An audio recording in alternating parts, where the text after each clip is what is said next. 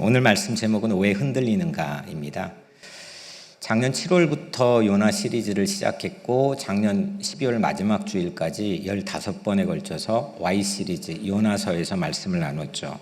오늘 주보의 제목들을 본문과 함께 오늘까지 16개를 쭉 담아놨고요. 그래서 2번 남았습니다.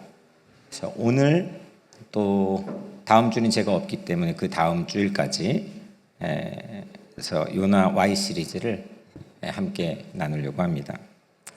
오늘 말씀 제목은 왜 흔들리는가입니다. 요나서는 총 몇 장인 줄은 알아야죠? 4장이죠. 이게 전반과 후반으로 크게 나누어질 수가 있습니다. 먼저 1장, 2장은 요나가 하나님으로부터 명령을 받았죠. 근데 도망가요. 배를 타고 도망가다가 풍랑을 만나죠. 바다에 던져졌어요. 그런데 큰 물고기가 요나를 삼키고 또 그 배 안에서 요나의 물고기 뱃속 안에서 가서야 요나는 하나님을 찾았어요. 이게 누가복음 15장에 두 아들이 나오는데 큰 아들과 그러니까 형이죠. 형과 매우 흡사하죠. 탕자와 매우 흡사하죠. 돼지 막사에 가서야, 그러니까 아버지로부터 떠나서 허랑방탕하게 살다가 돼지 막사에 가서야 아버지를 생각하잖아요. 그러니까 이 탕자는 요나를 보여주는 일종의 매우 깊이 연결된 관계죠. 요나서의 후반의 3장과 4장은 요나에게 두 번째 말씀이 임했어요. 그런데 이번에는 순종했어요.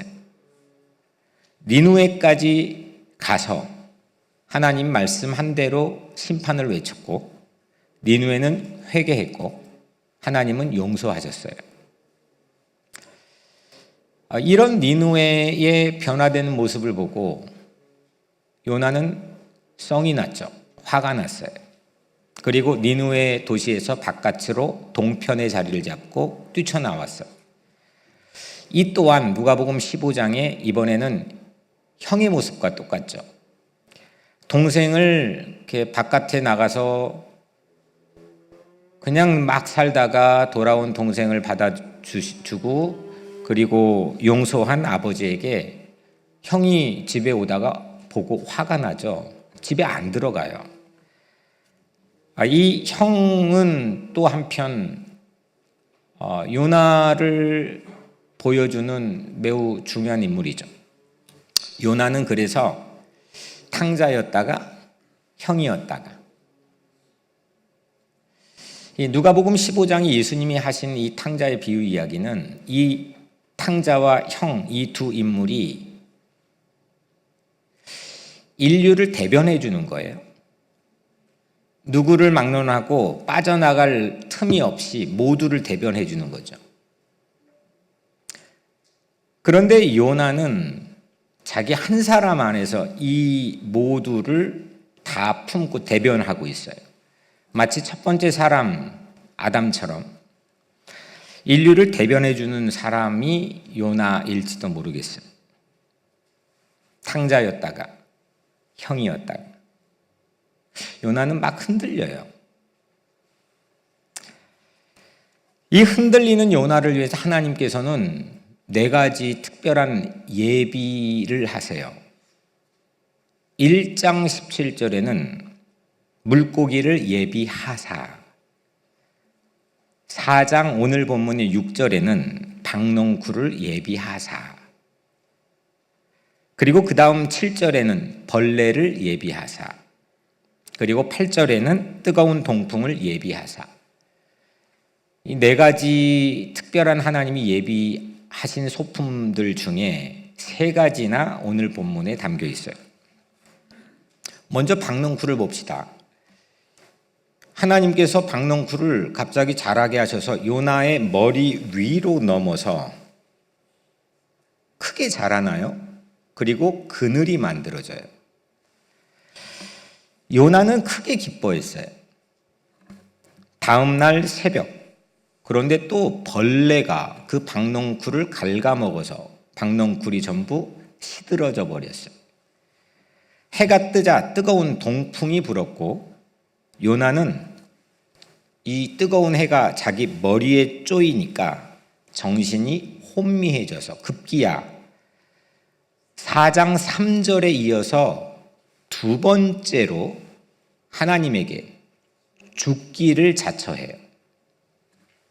이게 오늘 본문의 이야기인데 마지막에 요나가 과연 성내는 것이 옳은지 너 왜 성내라고 묻지 않으시고 하나님이 네가 성내는 게 옳으니? 라고 물으셨고 요나는 아주 고집스럽게도 성내어 죽기까지 옳으니이다.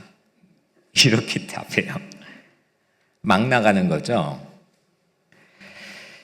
요나는 기뻤다가 화냈다가 탕자였다가 형이었다가 심지어는 죽고 싶다고 하기까지 왜 이렇게 흔들릴까요?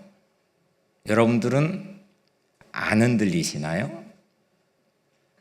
여러분들의 눈빛은 나는 안 흔들려요. 이런 눈빛 안 흔들리나요? 조석으로 저는 흔들릴 때가 많이 있는데 오늘은 이 요나의 이 짧은 본문을 통해서 한 사람의 흔들리는 과정을 우리가 한번 추적해 보려고 합니다. 먼저 첫 번째로 사이비가 흔들어요. 사이비가. 이게 뭔가 박넝쿨이 자기 머리 위로 요나 머리 위로 자라나서 뭐가 만들어졌다고요? 그늘이 만들어졌어요. 요나가 기뻐했어요.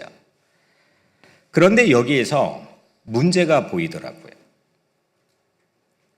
어떤 문제냐면 박넝쿨이 자라기 이전에 요나는 어디에 있었느냐 하면 바로 직전절인 요나서 4장 5절에 보면 요나가 자기를 위하여 초막을 짓고 그 성읍에 무슨 일이 일어나는가를 보려고 그 그늘 아래에 앉았더라. 어디 있었다고요? 초막 그늘 아래에 앉아 있었어요. 그러면 지금 뭐가 또 하나님 잘하겠죠? 박넝쿨이 잘하게 해서 그늘이 만들어졌어요. 두 개의 그늘이 겹치잖아요. 초막의 그늘은 어디 간 거죠? 이게 제게는 문제로 보였어요. 하나님은 박넝쿨 그늘을 자라게 하셨는데 초막의 그늘은 그러면 어떻게 된 걸까? 하나님은 초막의 그림자를 박넝쿨의 그림자로 대체하셨어요. 요나가 자기를 위해 셀프 서비스한 보호를 하나님의 보호로 대체해 주시는 거죠. 요나가 만든 평화를, 요나가 생각한 평화를, 요나가 바라보고 구경할 평화를 하나님의 평화로 대체해 주시는 거예요. 니느웨의 회개가 얼마나 지속될지 그래 한번 두고 보자라고 구경하려고 만든 초막 그늘 아닙니까? 그 초막 그늘은 사이비 건축물이었던 거죠. 사이비예요. 요나가 흔들렸던 거는 사이비 때문이에요. 가짜는 우리를 속여요. 그래서 어느 순간 정작 우리를 흔들게 하는 주된 원인이 되는 거죠. 내가 어떻게 여기까지 달려왔는데, 어떤 마음으로 내가 대의를 위해서 여기까지 온 건데, 내 노력과 공력으로 세웠던 사이비 건축. 하지만 그 건축 안에서 나조차도 잘 다스려지지가 않는, 나를 좀처럼 매니지하기가 어려운 사이비 건축. 좀처럼 가라앉지 않는 분노 때문에 이 분노의 벌레가 나를 갉아먹는 사이비 건축. 그 사이비가 요나를 흔들리게 했어요. 우리는 흔들릴 때 다 이유가 있죠. 합당한 명분이 있죠. 하지만 오늘 요나는 사이비가 흔들고 있는 거예요. 예수님도 사이비의 평화를 허무시고 대체해 주신 말씀을 하신 적이 있어요. 요한복음 14장 27절, 평화를 너희에게 주노라. 내가 너희에게 주는 것은 세상이 주는 것과 같지 아니하니라. 세상이 주는 것과 같지 아니한 예수님이 주는 평화가 진짜라는 거고, 세상이 주는 것은 사이비라는 거죠. 초막은 이런 의미에서 요나 자신을 비춰주는 거울 같다 생각해요.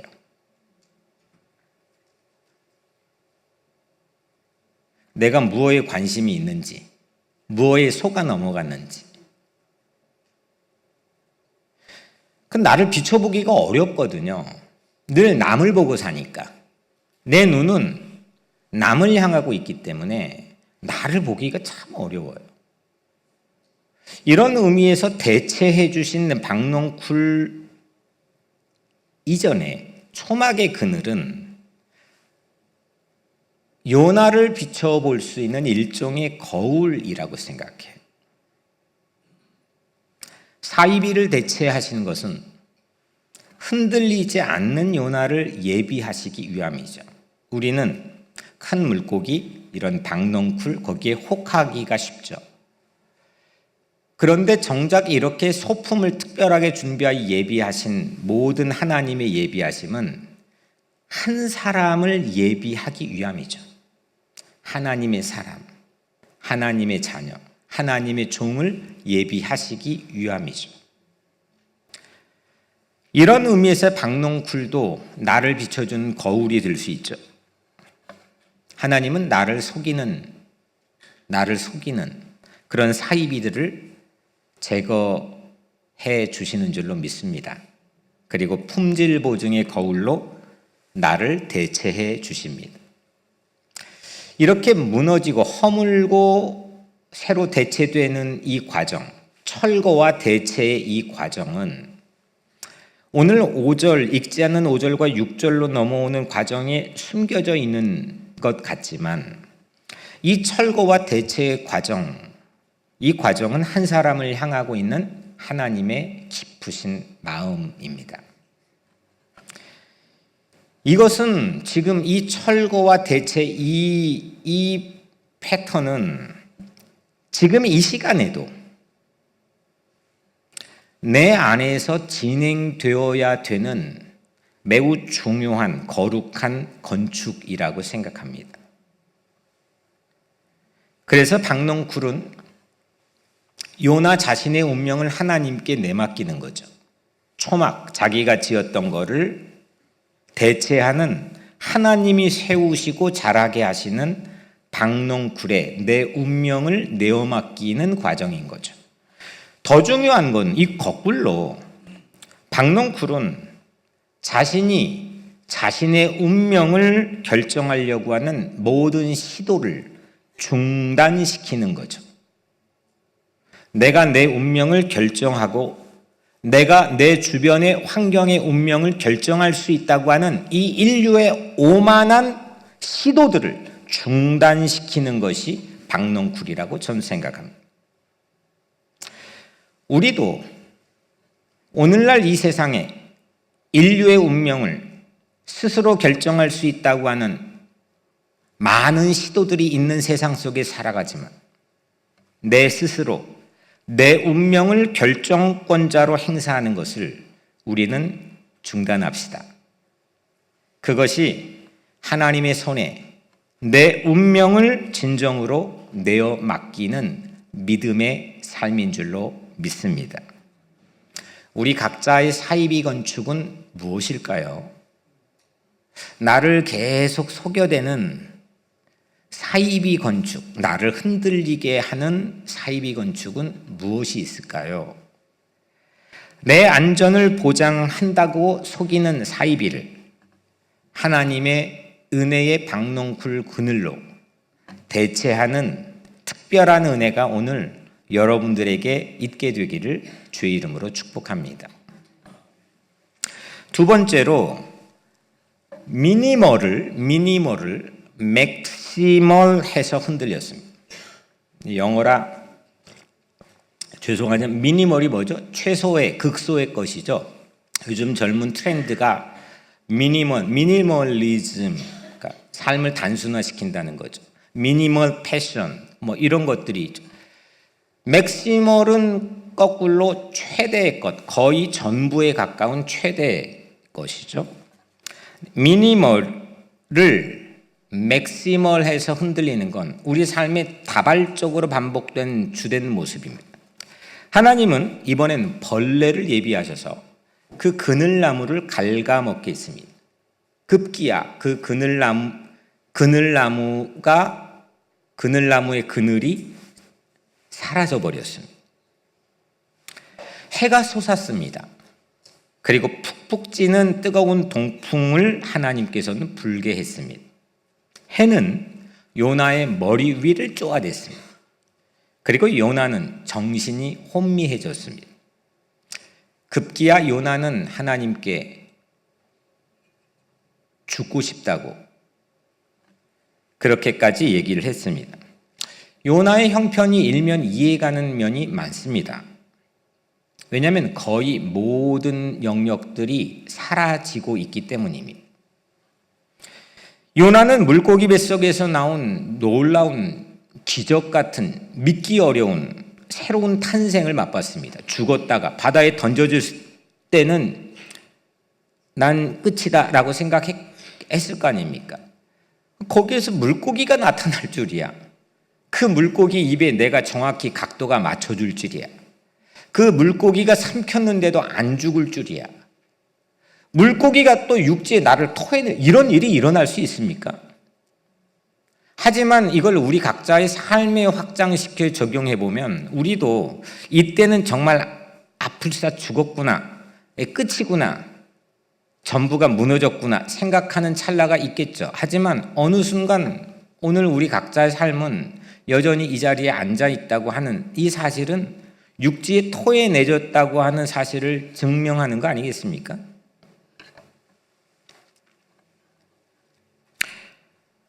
요나는 그 물고기 뱃속에서 회심도 했습니다.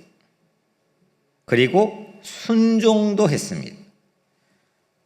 그런데 지금 아무 일도 요나 생각엔 일어나지 않았습니다.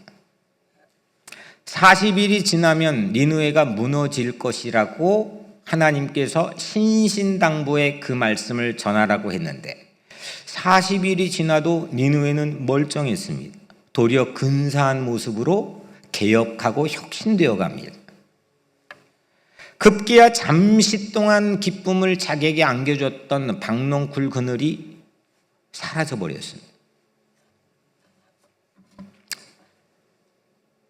어느 면에서 요나가 지금 이렇게 반응하는 게 이해가 가는 면이 저는 있습니다. 그런데 그 순간 요나는 이브가 받았던 시험에 넘어가고 있는 중입니다. 이브는 첫 번째 여자죠. 뱀이 그 이브에게 이렇게 말합니다. 하나님이 참으로 너희에게 동산 모든 나무의 열매를 먹지 말라 하시더냐. 이 말이 맞아요? 틀려요? 그러니까 왜 틀릴까요? 뱀이 말했습니까? 왜 틀릴까요? 그렇죠? 모든 나무의 열매를 하나님이 먹지 말라고 한 적이 있나요? 아니죠. 정확히 한번 하나님이 그러면 이브에게 했던 말씀을 찾아서 읽어드릴게 비교해 보세요. 동산 각종 나무의 열매는 네가 임으로 먹되 모든 나무는 마음대로 네가 먹되 선악을 알게 하는 나무의 열매는 먹지 말라. 같아요? 틀려요? 틀리죠. 뱀은 모든이라는 한 단어만 교묘히 바꿔서 시험을 했던 겁니다. 한 나무뿐인데 모두 몽땅 전부를 먹지 말라고 하시더냐? 사탄은 이불을 흔들었던 겁니다. 미니멀, 최소의 박넝쿨 하나, 그게 사라지니까 모두가 흔들렸습니다. 심지어는 자기의 삶 전부가 흔들렸습니다. 일면 감정이입을 요나에게 해보면 충분히 공감과 이해가 될 법하지만 박농쿨 하나 지금 사라진 겁니다. 그런데 그동안 모두 사사오입해가지고 내 삶의 전부를 거기에 대입해버려서 난 다 사라졌다. 난 다 끝장났다. 난 다 무너졌다. 이렇게 생각하는 게 맞습니까? 틀립니까? 근데 우리는 어떻습니까? 이브도 요나도 그 미니멀이 맥시멀을 흔들고 있습니다. 요나는 이런 겁니다. 사라지자 죽여달라고 했으니까 정말 내가 소명을 받았었나? 의심하기 시작했겠죠. 혹시 하나님이 실수한 건 아닐까? 내가 잘못 들은 건 아닐까? 그때 내가 혼동했던 건 아닐까?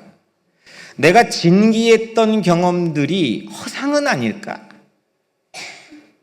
막 의심이 물밀듯이 밀려왔을 겁니다. 박농쿨 하나에 요나는 죽음까지 생각할 정도로 맥시멀이 흔들리고 있습니다. 우리도 모든 게 무너질 때가 있죠. 근데 모든 게 무너질 때 사실은 그 단초는 미니멀일 때가 대부분일 겁니다. 작은 것, 극소의 것, 매우 단순한 것, 하찮은 것. 그 하나가 흔들리니까 내 전부가 흔들려 버리는 경우가 우리에겐 있을 수 있다는 거죠. 바울이 이렇게 그 상황을 고린도전서 15장 19절에서 말합니다. 만일 그리스도 안에서 우리의 바라는 것이 다만 이생뿐이면 모든 사람 가운데서 우리가 더욱 불쌍한 자라. 만약 네가 지금 희망하는 것, 기대하는 것, 바라는 것이 이생뿐이라고 한다면 난 다 잃었는데, 바울은 지금 내 갖고 있는 거 다 잃었는데, 그럼 우리는 나는 뭐가 되냐? 난 진짜 가여운 사람, 세상에 가장 불쌍한 사람이 되고 말 거다. 나는 하지만 내 바라는 게 이 이생뿐만이 아니라는 겁니다. 이건 미니멀이라는 겁니다. 영원이라고 하는 맥시멀이 내 눈에 보인다는 겁니다. 그래서 나는 불쌍하지 않다는 겁니다. 내가 고의로 또 타의로 내 가지고 있는 모든 것들이 바울에게서 상실되고 잃어버렸다고 생각할지는 모르겠지만 그걸 이생뿐이라고 이생을 맥시멀이라고 생각한다면 그럴 수도 있겠지만 나는 그렇게 생각하지 않는다는 겁니다.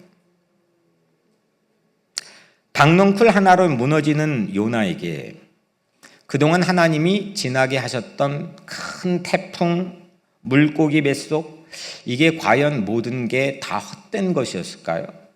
우리는 어떤 안 좋은 상황에서 좋았던 모든 것까지 싸잡아 다 잃어버릴 때가 많이 있잖아요. 니누의 근사한 변화에 지금 마음이 꽂혀 있거든요. 왜 쟤네들이 근사해야 돼? 왜 쟤네들이 혁신해야 돼? 왜 쟤네들은 바뀌어야 돼?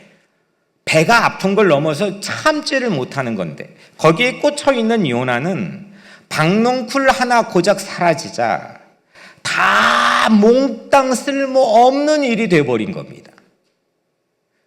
죽고 싶다는 겁니다. 이건 부부 사이에서도 가정에서도 아니면 우리 각자의 삶의 모든 영역 안에서도 매우 빈번하게 반복되는 우리 삶의 하나의 양식일 수도 있습니다. 우리는 거꾸로 맥시멀이 미니멀을 덮어야 됩니다. 아멘? 우리에게 맥시멀이 있잖아요.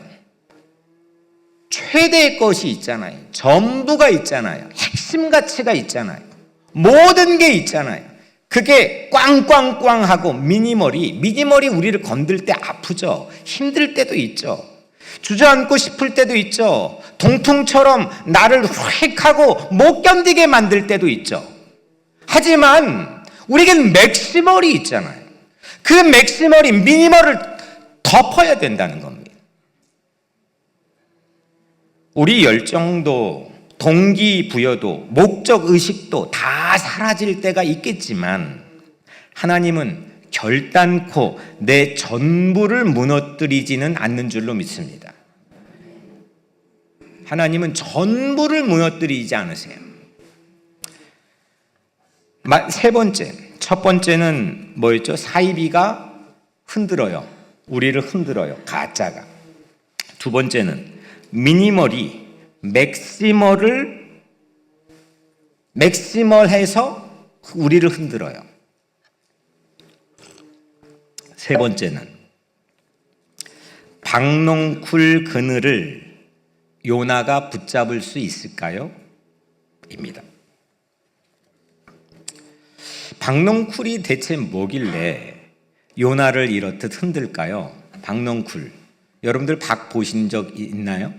네, 저도 어린 시절 시골에 자랐기 때문에 박을 곧잘 보기는 했지만 이건 히브리어로 키카욘입니다. 키카욘. 근데 이게 우리가 흔히 생각하는 박이 아니고 이건 오히려 더 많이 아주까리로 번역된 번역들이 더 많고 하지만 이 키카욘은 정체불명의 미지의 나무입니다. 이건 어떤 식물의 과나 목을 가리키는 게 아니고 누구도 이걸 밝혀내지 못합니다. 강력한 도시 외곽에서 요나가 다 자포자기하기 일보 직전 그 박농쿨 그늘은 요나에게는 일종의 썩어도 준치라는 것을 느끼게 해줬을지 모릅니다. 다 자포자기할 찰나에 그래도 내 그늘이 이렇게 하나님이 나를 옆에 있지. 난 하나님 믿는 사람이지. 나에겐 이런 일들이 끊임없이 일어나지. 나는 썩어도 준치야. 뭐 이런 일종의 자긍심을 느끼게 해주는 게 박농쿨 그늘이었을 거라고 생각합니다. 마치 누가복음 15장에서는 아버지 곁을 한 번도 떠난 적이 없던 형에게 일종의 아버지의 그늘이 이 요나에게는 박농쿨 그늘이 될 수 있는 거죠. 나 아버지 곁은 떠난 적이 없어. 내가 언제 아버지를 섬겨 그 명을 어긴 적이 있습니까? 그렇게 탄원하잖아요. 이게 일종의 자기에게 있는 훈장인 겁니다. 흔들리는 오늘에도 내일을 보장할 보증수표와 같은 것이 요나에게는 박농쿨 그늘이었고 형에게는 아버지의 그늘이었던 셈이죠. 그런데 문제는 그것마저 사라져버렸습니다. 그것마저 없어져 버렸습니다. 여러분들 그늘 여러분들 아래에 있던 적 있죠? 그 그늘을 붙잡을 수 있는 사람이 있습니까? 그늘을 나는 여기 조금 3시간 더 하고 붙잡을 수 있는 사람 있으세요? 박농쿨 그늘은 누가 줬죠? 하나님이 주셨죠. 그러면 박농쿨 그늘이 하나님이십니까? 하나님이 박농쿨 그늘을 줬지만 박농쿨 그늘이 하나님은 아니죠. 그건 일종의 하나님을 보여주는 이정표이기도 하고 상징이죠. 가시적, 눈에 보이는 상징입니다. 요나는 그 눈에 보이는 상징에만 붙잡혀 있었던 사람입니다. 거기에 집착해 있었고 그걸 붙들려고 하는 사람이었죠. 형에게도 자기가 내세울 훈장이 아버지의 그늘이었던 셈입니다. 누가복음 15장 29절에 내가 여러 해 아버지를 섬겨 명을 어김이 없거늘 어떻게 나에겐 이럴 수 있습니까? 라고 하는 자기의 훈장을 단서로 내건 겁니다. 가시적 상징으로 은혜가 확실해질 때는 잘 나갔지만 그게 사라지자, 그 눈에 보이는 가시적 상징이 눈에 사라지자 모든 신뢰, 믿음, 은혜가 불확실해졌습니다. 흔들렸습니다. 우리도 이런 패턴을 반복합니다. 박넝쿨이 죽을 때 요나는 고작 그 상징에 집착했던 자신의 습성이 모든 게 탄로가 난 겁니다.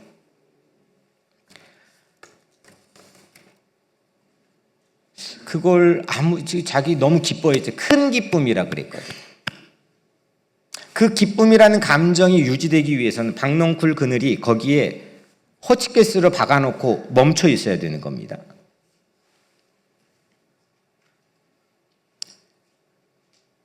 근데 그게 멈춰집니까? 내가 그래도 왕년에 어떤 집회에 참석해서 큰 은혜와 체험을 했는데 그 은혜의 체험이 오늘에도 여전히 멈춰서 붙들 수 있습니까?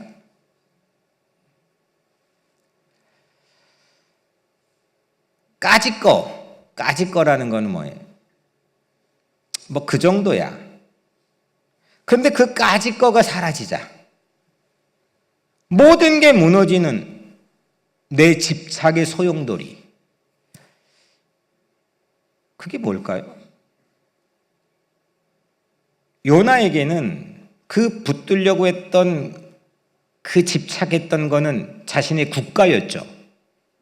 모든 걸 배타적으로 밀어내버리는, 사라지게 하는 자기의 신념이었죠.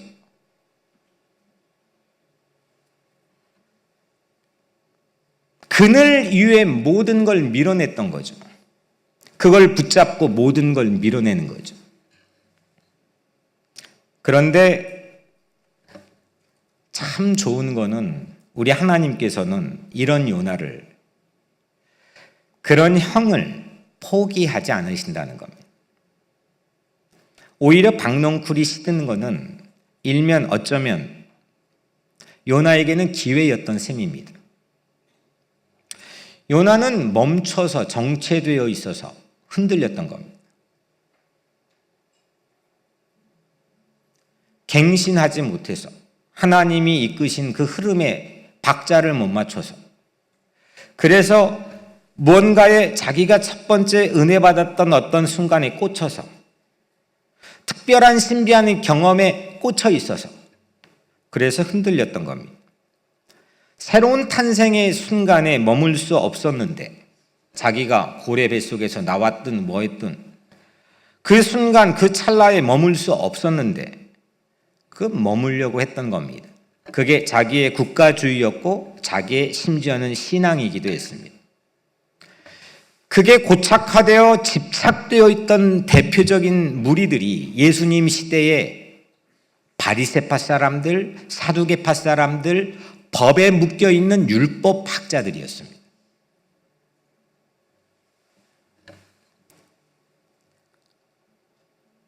요나는 고래 뱃속에서 나왔을 때 많은 것들을 알았다 생각했겠죠.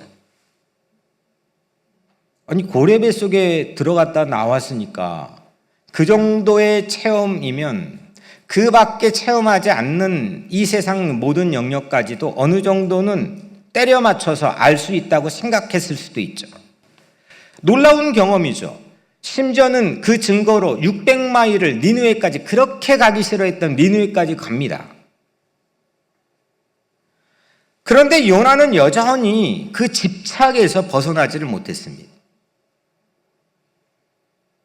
처음 우리가 예수를 믿고 놀라운 은혜를 받았던 그 첫 번째 순간이 내 긴 신앙의 여정의 첫 출발에 불과하다는 것을 이 요나는 몰랐던 것 같습니다. 박넝쿨은 어쩌면 그런 요나를 깊숙이 보여주는 MRI라고 생각합니다. MRI는 인체 내부를 촬영해서 사진으로 탁 하고 보여주는 거죠. 그걸 리딩하는 사람이 따로 있고 찍는 사람이 따로 있고 그걸 적용하는 의사가 따로 있죠. 박넝쿨은 요나를 깊숙이 찍어줘요. 얘가 무슨 생각을 갖고 있는지, 이 뇌에는 도대체 어떤 생각이 고착화되어 있는지. MRI는 뇌나 인대 같은 연조직을 찍을 때 사용되죠. 반면에 CT는 뼈나 폐나 이런 강조직에 유리해요. 요나의 뇌에 영적 종양이 어떤 게 있는지 촬영하는 MRI가 저는 박넝쿨처럼 보였습니다. 어느 순간에 어느 찰나에 멈춰 있을지도 모르는, 그래서 늘 왕년에 뭐라고 했죠? 전형적인 꼰대들이 자주 하는 말, 라떼. 한국말이 잘 생각이 안 나요. 물론 누구에게나, 특히 우리 같은 이민자들은 큰 꿈과 포부를 가지고 바다를 태평양 건너 왔기 때문에 그때가 있죠.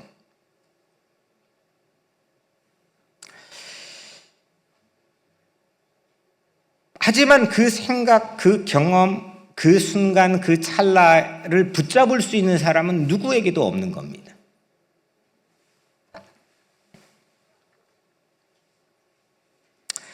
멈춰버리고 중단되었을지도 모르는 내 집착의 영적인 뇌를 박넝쿨 MRI가 찍어서 봐서 수술이 되어서 치유가 되고 벗어날 수 있다면 우리는 이 리듬에, 하나님의 리듬에, 박자에 맞춰서 훨씬 더 자유롭고 행복한 삶을 살아갈 수 있을 거라고 생각합니다.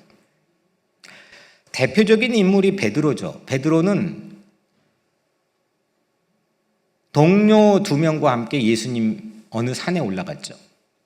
예수님이 갑자기 얼굴이 휘어지고 광채가 나며 놀라운 영광스러운 모습으로 변모했습니다. 그래서 후대 변화산이라고 부르죠.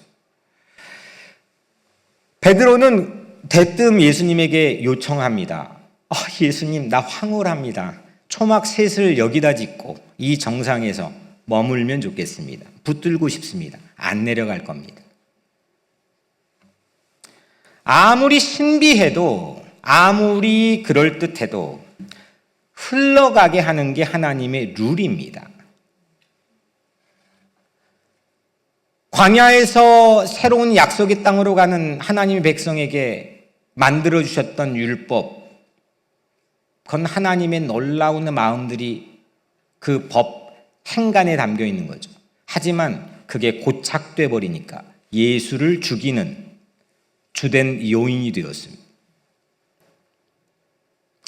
늘 이사야 예언자가 말한 것처럼 새 일을 행하시는 하나님입니다. 어제도 오늘도 내일도 새 일을 행하시는 하나님입니다. 흘러가는 강물이 흘러가다가 기가 막힌 국립공원 수준의 산세가 보인다고 그래서 잠깐 쉬었다 가자라고 하지 않습니다. 아주 멋진 절벽이 흘러가는 강물 곁으로 있다고 해서 그 절벽을 붙잡지도 않습니다. 흐르는 강물은 아무리 굽이쳐도 높은 곳에서 낮은 곳으로, 좁은 곳에서 넓은 바다로 향하는 겁니다. 다 흘러 언젠가 만나게 될 바다는 오직 하나님이신 줄로 믿습니다. 우리 삶의 온갖 일들, 펼쳐졌던 온갖 좋은 것, 슬펐던 것, 희노애락의 모든 것들, 이런 것들이 다 흐르는 강물처럼 결국 바다로 가서 만나게 하는 그 하나님, 모든 상징들이, 모든 신비한 경험들이 흐르고 흘러 만나야 되는 바다는 오직 하나님 한 분뿐인 줄로 믿습니다.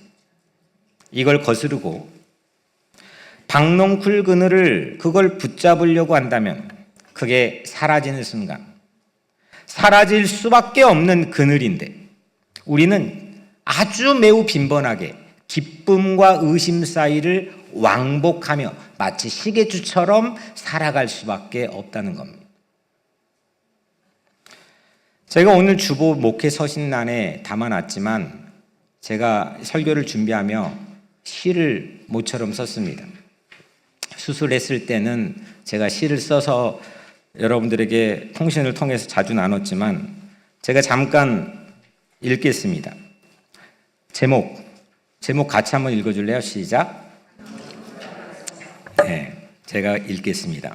이게 주보에 실린 거는 공간의 제약상 행을 그냥 다 두 줄로 묶었는데 행을 한 줄이 두 개씩 나누어진 경우가 대부분일 겁니다.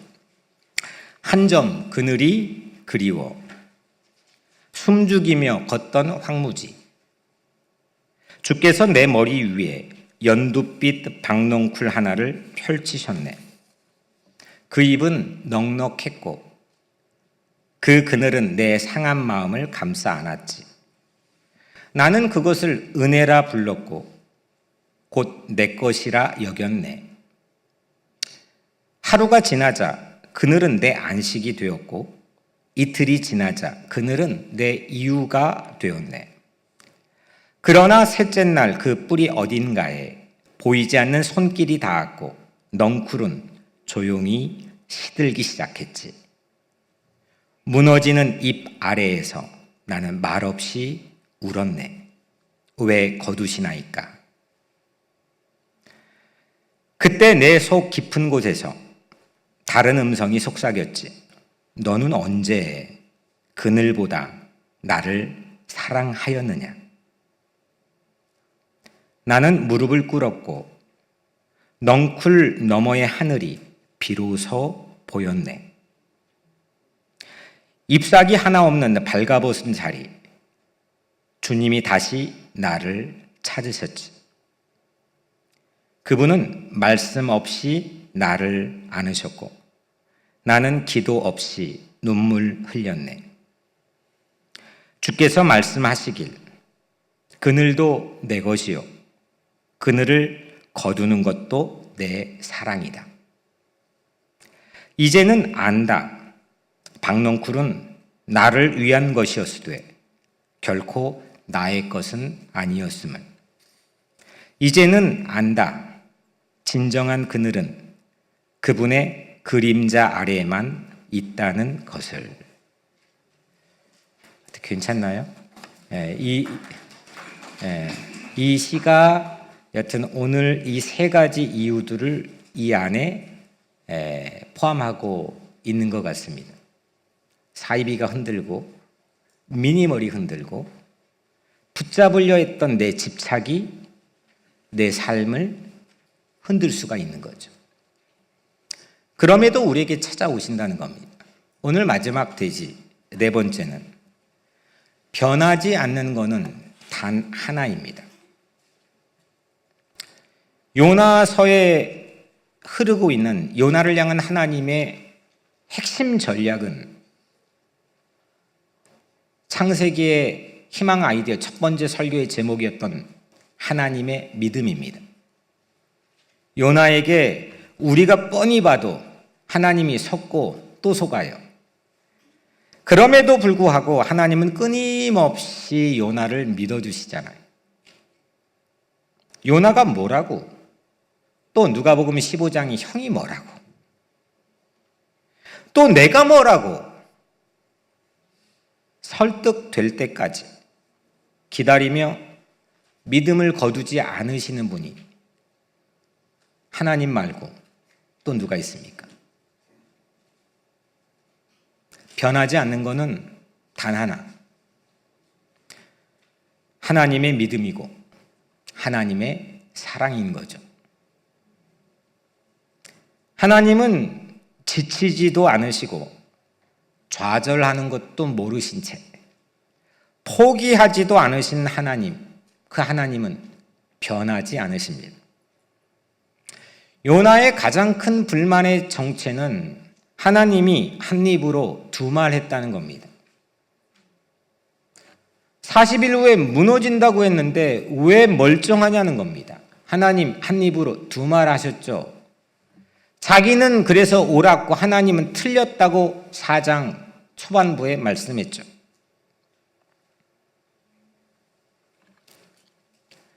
요나는 하나님이 한 입으로 두 말 했다고 쌩 난리를 피고 있지만 하나님은 사실 그대로입니다. 물고기 뱃속에서 나오자 요나에게 들렸던 두 번째 하나님의 명령 3장 2절에 일어나 저 큰 성읍 니느웨로 가서 내가 네게 명한 바를 그들에게 선포하라. 근데 이 명령은 요나서 처음 1장 2절에 나온 요나가 받은 첫 번째 하나님의 명령과 동일합니다. 너는 일어나 저 큰 성읍 니느웨로 가서 그것을 향하여 외치라.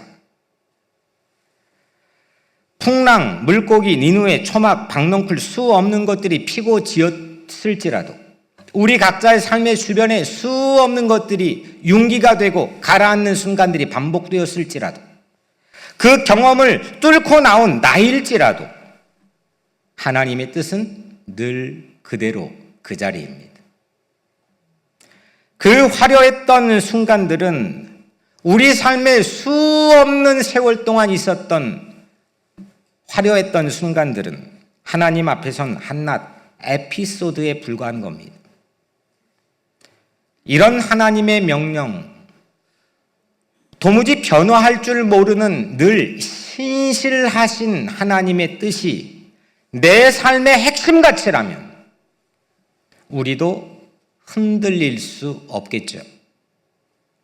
흔들렸다가도 다시 흔들리지 않겠죠. 바울은 로마서 8장 다이아몬드처럼 이 놀라운 고백을 사자우를 토해냅니다. 내가 확신하노니 사망이나 생명이나 천사들이나 권세들이나 현재일이나 장래일이나 능력이나 높음이나 기품이나 다른 어떤 피조물이라도 우리를 우리 주 그리스도 예수 안에 있는 하나님의 사랑에서 끊을 수 없으리라. 변하지 않는 하나님의 사랑에서 내 삶이 가장 극에서 극으로 가는 수없는 변화가 있을지라도 사망에서 생명으로, 천사들에서 세상의 권세자들로, 현재일에서 장래일로, 능력에서 높음으로, 기쁨에서 다른 어떤 피조물로 변화할지라도 도무지 변화할 줄 모르는 하나님의 사랑에서 나의 관계는 끊어질 수 없다고 고백했습니다. 멈추지 않고 지속하는 것은 오직 하나님의 뜻입니다. 하나님의 사랑입니다. 하나님의 믿음만이 지속합니다. 흔들릴 수 없는 우리의 운명은 니누에 가라고 하는 땅끝까지 이르러 내 증인이 되라고 하는 이 하나님의 뜻입니다. 불변입니다. 하나님의 마음입니다. 하나님의 뜻입니다. 그 뜻대로 사는 것, 그 뜻을 내 삶의 핵심 가치로 품으며 그 사랑을 실천하며 살아가는 것, 그것이 우리가 흔들리지 않을 가장 위대한 나침판입니다. 오늘부터 부활주일까지 한 달, 그 기간을 하나님은 기회로 우리에게 주셨습니다. 부활주일 홈커밍 앞두고 이 한 달 동안 내 삶의 핵심 가치는 무엇인가?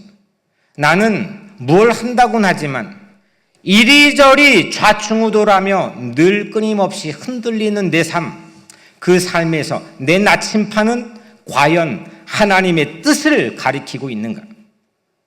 한 영혼 깊이 사랑하기, 이 슬로건은 하나님의 뜻입니다. 사랑하는 여러분, 사이비가 우리를 흔듭니다. 작은 것이 우리의 전체를 자꾸 흔들려 합니다. 눈에 보이는 가시적 상징에 집착하니 흔들렸습니다.